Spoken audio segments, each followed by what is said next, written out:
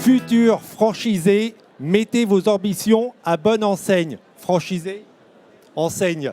Et regardez, expertise. Eh bien, ça tombe bien parce que vous y êtes dans Expertise, l'émission pour créer, gérer et développer votre petite entreprise. Et aujourd'hui, vous avez envie d'entreprendre en franchise ou rejoindre un réseau. Excellente idée. Mais voilà, il va falloir déposer une candidature.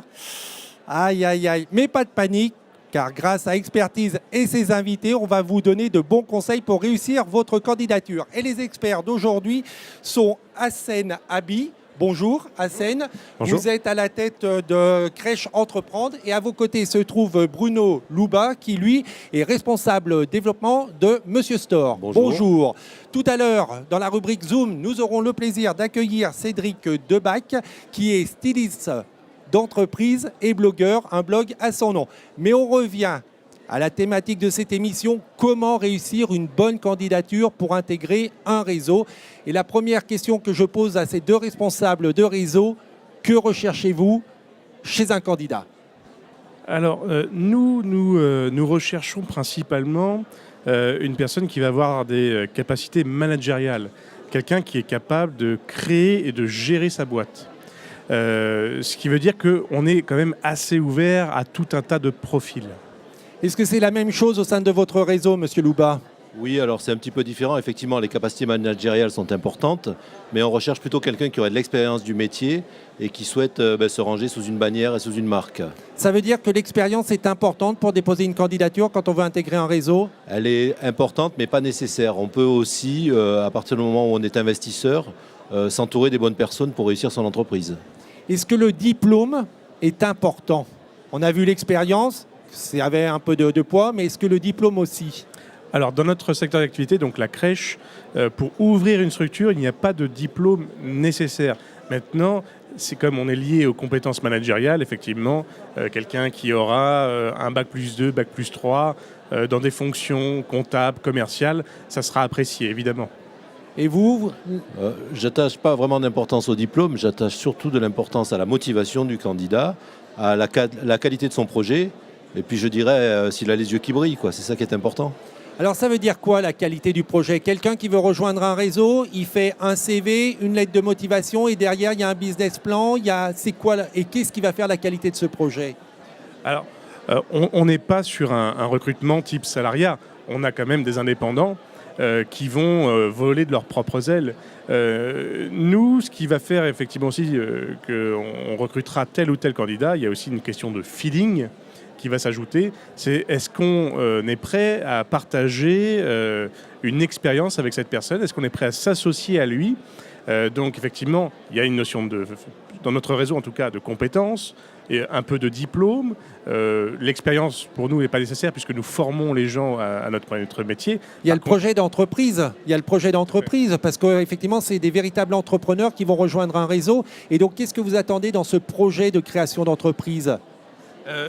Comme mon collègue, une forme de motivation. Voilà, il faut avoir l'envie d'entreprendre. Oui, mais c'est pas ce qu'on met dans son projet. Ça, on va le dire à l'oral. Dans le projet, quand je vais vous remettre mon dossier, vous voulez voir apparaître quoi et sous quelle forme? Comme je le dis, nous, ce qui compte effectivement, c'est cette capacité à entreprendre. Donc on va se baser, je vous dis, sur les compétences qui vont être validées par un diplôme souvent. L'expérience, on peut regarder ce que la personne a déjà fait avant, mais comme dans notre secteur d'activité, nous aidons les porteurs de projets de A à Z. C'est une page blanche, donc ils peuvent démarrer sans avoir tout ce background. On a des jeunes qui ont démarré avec nous. La plus jeune de nos porteuses de projets a 26 ans. Donc elle n'a pas l'expérience professionnelle, elle n'a pas non plus le bagage de diplôme. Par contre, elle a une bonne motivation. Elle a les connaissances personnelles, intellectuelles qui vont lui permettre de gérer sa boîte. Et donc pour certains réseaux, et on viendra après vers Monsieur Louba, mais dans certains réseaux, on peut venir sans avoir fait d'études de marché. C'est le réseau qui va aider à faire l'étude de marché et voir si le projet est viable sur la région sur laquelle je veux m'installer. C'est ce qu'on fait dans notre réseau, c'est-à-dire qu'avant d'intégrer un candidat, nous avons 2 rendez-vous. Un rendez-vous concept, qui va durer 2 heures, dans lequel le candidat pose toutes ses questions, dans lequel on lui présente de A à Z le fonctionnement du concept. Et on a ensuite, si le candidat souhaite continuer, un rendez-vous projet dans lequel on étudie 5-6 villes sur lesquelles il souhaite s'implanter. On va pré-valider s'il a déjà trouvé un local, son emplacement en fonction des données socio-économiques. Et à partir de ce moment-là, il a la possibilité de signer son contrat et de se lancer. Au sein de votre réseau, Monsieur Louba, qu'est-ce qu'il faut faire? Est-ce que je dois venir avec mon étude de marché? Je dois venir avec un dossier épais? Non, en fait, bien entendu que c'est mieux pour avancer, mais nous, on est là pour l'accompagner dans toutes ces étapes aussi. C'est-à-dire une fois qu'on aura rencontré le candidat, on va le présenter très souvent à un autre associé du réseau pour qu'il puisse échanger entre chefs d'entreprise. C'est très important, cette partie-là. Ensuite, ils échangent tout seuls ou il y a toujours le franchiseur ou la tête de réseau qui est là pour jeter un coup d'œil, ou ils sont tous les deux tranquilles et ils peuvent se livrer toutes les vérités? C'est pas très formel. Moi, je peux être là, je peux les laisser tranquilles s'ils ont envie. Je leur pose la question, en fait. Comme ça, on est en toute transparence. Et un chef d'entreprise est toujours là pour dire ce qui va bien et ce qui va moins bien. Parce que quand même, c'est pas le monde des bisounours en réseau. Donc, on est là pour progresser ensemble. Donc, après, suite à ça, on va faire un dossier de candidature.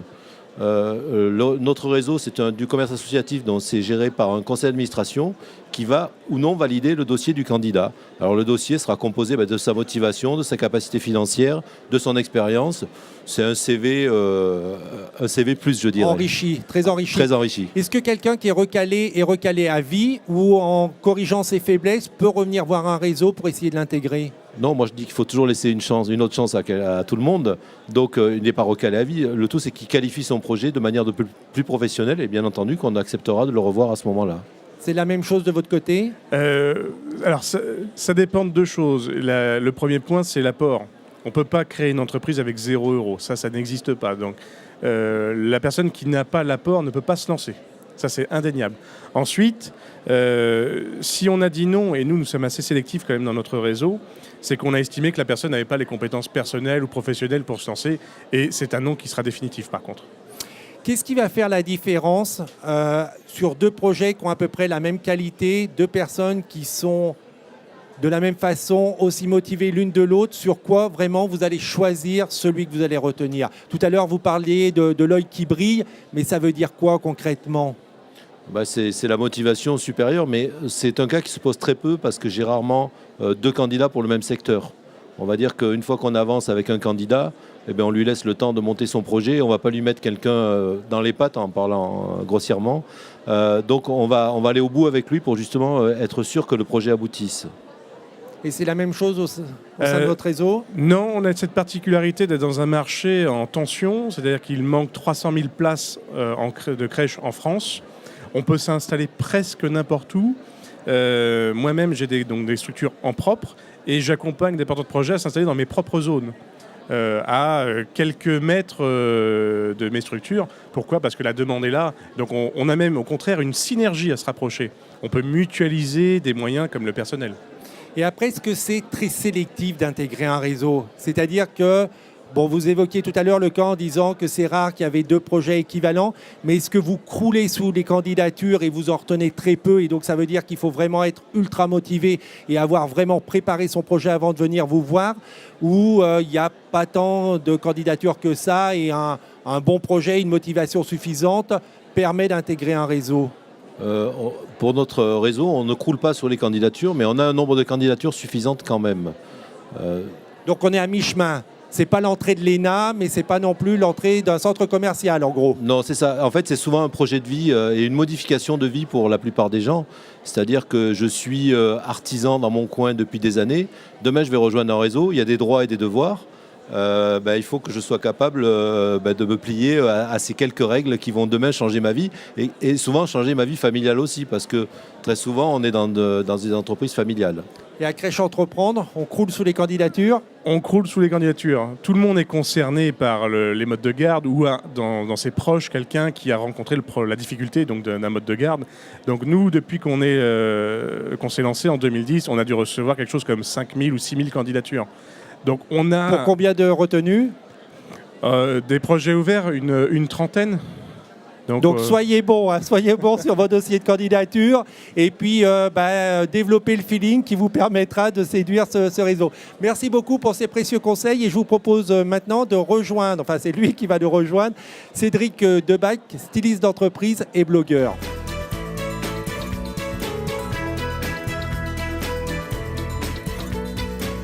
Donc je rappelle Cédric qui est styliste d'entreprise et auteur d'un blog à son nom. À qui souhaitez-vous vous adresser, Cédric? Alors je souhaite avant tout m'adresser aux indépendants, aux start-upers, aux entrepreneurs, sans faire de discrimination, parce qu'on est tous concernés aujourd'hui par l'image de marque, l'image de soi. Ça passe par ce qu'on appelle aussi du personal branding. Alors on va développer tout ça. Donc la première chose, ce message s'adresse à tous les entrepreneurs. Entrepreneurs qui vont être à la tête d'une très petite entreprise jusqu'à des entreprises plus importantes. Et quel est donc le message que vous souhaitez leur transmettre? Alors le message que je souhaite leur transmettre, c'est d'avoir une cohérence dans leur nom, favoriser des noms relativement assez courts qui sont assez simples à retenir, d'avoir un message clair. Vos clients ont besoin de savoir ce que vous faites en très très peu de mots. Et le dernier message que je voulais passer, c'est aussi de s'assumer. Soyez présents sur les réseaux sociaux, soyez présents sur les différents types de supports que vous avez à disposition, comme ça peut être aussi le cas sur un plateau de télévision. Clair et cohérent, ça veut dire quoi? Par exemple, quand je vais faire ma communication, quand je vais avoir des logos, quand je vais avoir une baseline, ça veut dire quoi être clair et cohérent? Être clair et cohérent, c'est être aligné avec son message. Il faut vraiment que vous le portiez vous-même également. Est-ce qu'on peut donner un exemple d'une entreprise qui, à vos yeux, plutôt une TPE, qui est claire par rapport à ses valeurs, son secteur d'activité et son nom? Là, ce que je pense, comme ça, c'est Easy Flyers, une imprimerie en ligne. Easy Flyers, je comprends que j'ai besoin de flyers. C'est un support de communication qu'une entreprise a besoin. Et imprimerie en ligne, je sais que c'est une imprimerie qui va pouvoir m'aider à répondre à mon besoin d'avoir des flyers, par exemple. Et l'autre conseil que vous évoquiez tout à l'heure, c'est que une TPE, souvent, c'est une personne, c'est son dirigeant. Et donc, le dirigeant est la propre marque de son entreprise.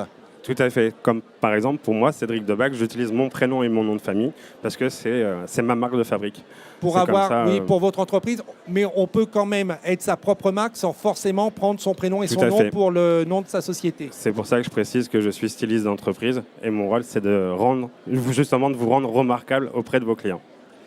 Et l'autre chose sur laquelle vous vouliez insister, c'est que même si on est une petite entreprise, même si on est seul dans son entreprise, la communication est importante et les supports de communication ne sont pas réservés uniquement aux très grosses entreprises. Tout à fait. Aujourd'hui, on a justement plein d'outils à disposition qui va nous permettre d'être aussi visible qu'un grand groupe, qu'une grande marque. Vous avez tout ce qu'il faut aujourd'hui pour vous permettre de le faire, j'aurais presque envie de dire, à moindre coût. Et la communication, ce n'est pas que du vent, ça permet d'accroître son chiffre d'affaires, de recruter des clients et de faire plus de recettes. Tout à fait. Il faut être vachement dans l'humain aussi. Pas hésiter de raconter une histoire, mais de raconter qui vous êtes, pourquoi vous avez créé votre entreprise, parce que c'est ce qui est tout aussi important que le produit ou le service que vous voulez proposer.